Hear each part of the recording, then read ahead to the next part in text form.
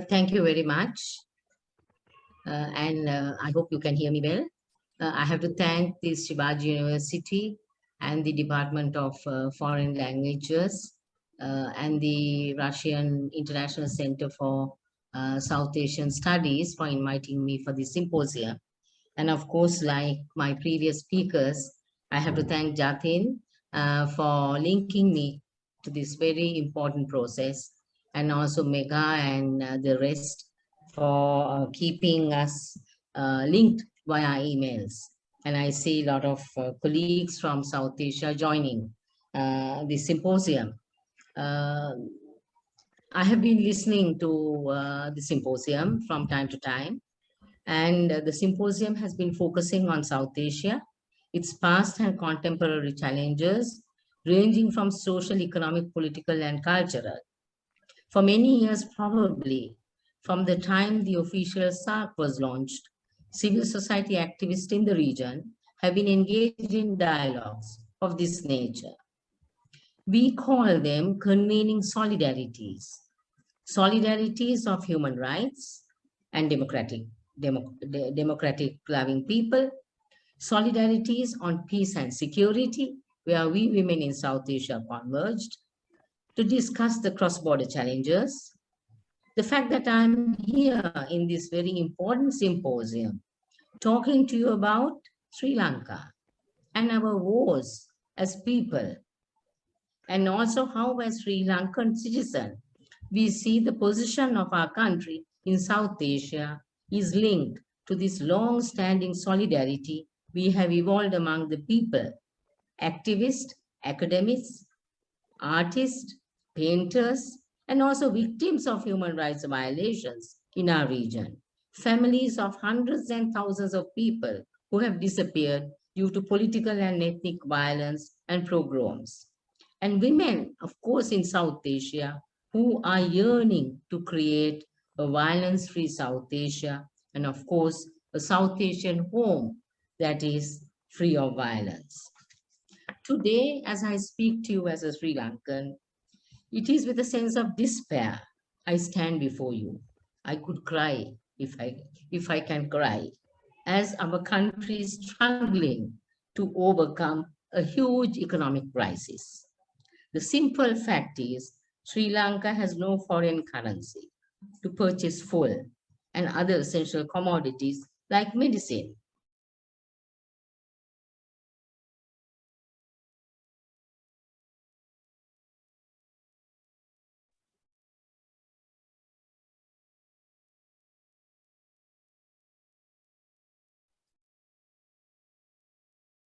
Ma'am, please unmute yourself. Sorry. Nimalka, ma'am, please. Okay, so I have to repeat. Do I have to repeat again? Little bit. Yes. Okay. It is with a sense of despair I stand before you today as the country is struggling to overcome a huge economic crisis. The simple fact is Sri Lanka has no foreign currency to purchase fuel and other essential commodities like medicine. We have lost on many fronts during the pandemic period. Loss of revenue from tourism and migration, also from the export industry. Amidst all that, we have to pay debts. The country resumed the swap business. The economists listening to me would know this. We, in fact, borrowed from Bangladesh to pay debtor number one. Then we borrowed from India to pay Bangladesh. Then we took a credit line from Qatar to purchase fuel. Then we borrow from somebody else, from China, to pay Qatar. So this is going on and on. How we will overcome this crisis, we really don't know. Whether we will go to IMF or allow some super giant in the world to gobble up, who knows? Now, if you look at Sri Lanka followed a foreign policy. We have been grounded on non-alignment for years. The Bandaranaike era is always remembered when we speak of our relationships with the neighboring countries. We were proud to say, and I was proud to say as a Sri Lankan, that we uphold Indian Ocean to be a peace zone. As a youth activist, I was very proud to say that this I was very proud to say this at all international peace symposiums. But the situation has changed dramatically as we have become today a country that is trying to balance its strategic location between two giants, or what our rulers claim, two friendly nations, India and China. There are many causes to this story, but the ethnic conflict that resulted in a brutal war with the LTTE resulted in heavy borrowings and subsequent infrastructure building. Call them soft loans, call them hard loans. The color of non-alignment got transformed as we fought a battle at the international level. As human rights violations reached a gigantic peak. At the Human Rights Council in Geneva, Sri Lanka was named and was required to investigate into war crimes. In the international scene, friends and foes appeared. While China and Pakistan unreservedly support Sri Lanka, call in the conflict an international affair, India and Japan remain neutral. Japan, being the largest donor that supported Sri Lanka up till 1990, wanted a soft approach. The Western Bloc therefore became those supporting terrorists and those harming the sovereignty of Sri Lanka. This position got transmitted in the minds of the citizens in Sri Lanka. The political game inside is even up to now, is played as the imperialist West and the friendly neighbors, China, the land of Mao. This was ably supported by the right-wing political party, by the left-wing political parties who formed a grand coalition with the right-wing political parties or middle path political parties of Mahinda Rajapaksa regime in 2006. Sri Lankan government since then has entered into huge mega projects with China based in strategic locations, supported by China. The port in Hambantota, in the creation of the port city in Colombo, filling thousands of acres of ocean, clearly showed to the world that Sri Lanka is in the largest Silk Road line of China. All indications are that it would remain as decided by China. In the Indian Ocean, known as the Maritime Silk Road, and is part of the bigger development strategy known as the One Belt, One Road. Then enters the brother India and supports Sri Lanka to repair the oil tanks in the Trincomalee Harbour, support the development of a new airport, Mattala, just next to the Chinese port in Hambantota, and also supporting the upgrading of the airport in Jaffna in the north to facilitate direct flights from the north to South India, where predominantly the Tamil-speaking people are residing and has its close connection to South India. With each government in power after the end of the war, Sri Lanka has played this game. Both China and India has expanded its tentacles into the Sri Lanka and through that to the Indian Ocean.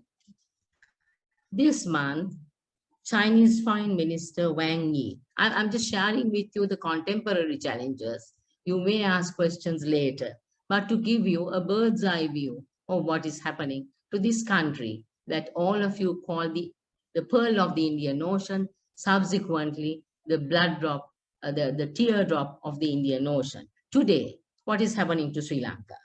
Just this year, this month, Chinese Foreign Minister Wang Yi visited Sri Lanka and the Maldives. On the surface, the trip was part of an effort by China to make further inroads into South Asia and cement its presence in the Indian Ocean. But it also reflects a new regional trend in which smaller South Asian states like India, like Sri Lanka, seek to maximize their political and economic gains as competition between India and China intensifies. According to analysts, these deals came despite the island states' so-called India First policy, to reprioritize its ties with New Delhi and limit its dependence on Beijing. This visit came on the heels of a less successful year for China in the Maldives and coincided with the former Maldivian President Abdullah Yamin's India Out campaign, which politicizes New Delhi's role as a security provider. Few days later, what happened?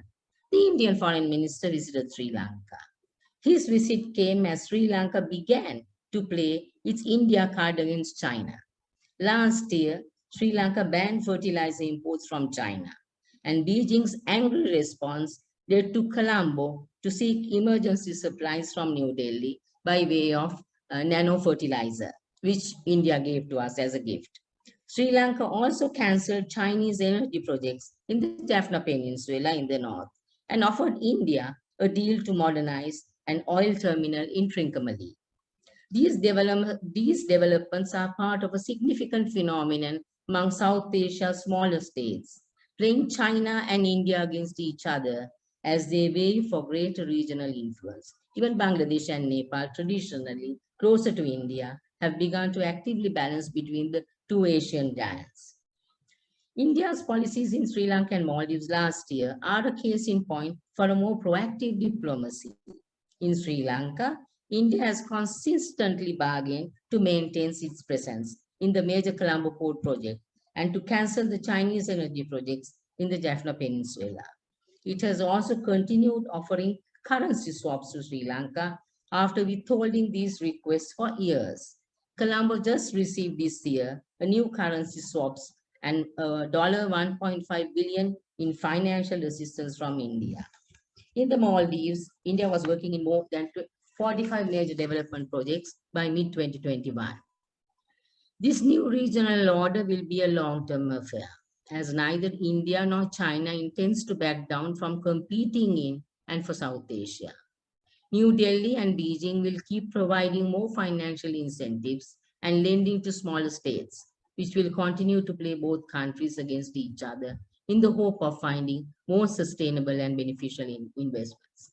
Ideally, this strategic competition will provide some escape for further debt trap diplomacy and unsustainable borrowing from a country like Sri Lanka or poorer countries. Now, if you look at what happened from the time of pandemic, which struck Sri Lanka last year, China has topped the charts in providing crucial support to Sri Lanka by way of 2 billion in loans and a currency swap, and Sinopharm vaccines totaling over 1 million in donation and about 6 million for procurement so far. However, despite the past pandemic time assistance, presently, China is also under more public scrutiny in the island nation than ever before. I'm quoting analysts. This is very significant because in Sri Lanka's single nationalist political landscape, resistance to imperialist West and an interventionist India is a very popular political position, which dominated the rhetoric in the Sri Lankan single majority South since independence, through civil war, and in the decades after. But today, there is growing skepticism of China in public discourse and the media, including we see cartoons alluding to the dragon or the Chinese flag, which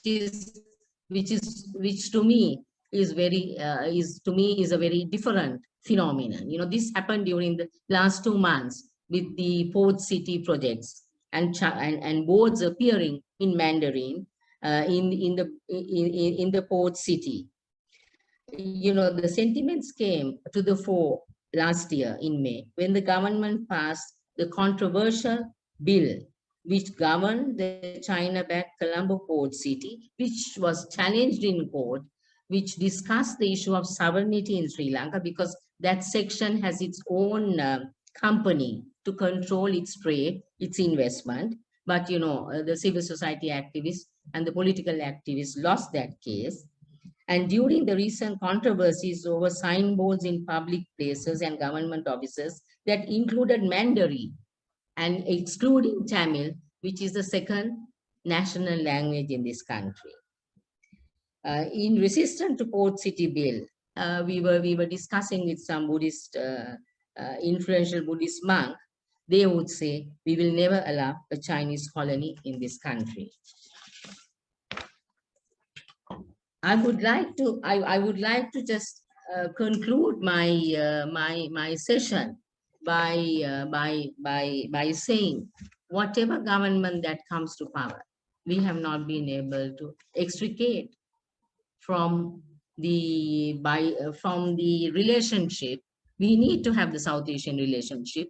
We as South Asian people have always yearned for this people to people movement in South Asia. We have yearned for a interaction with the South Asian people, a visa-free zone for South Asia. And we have been working on solidarities.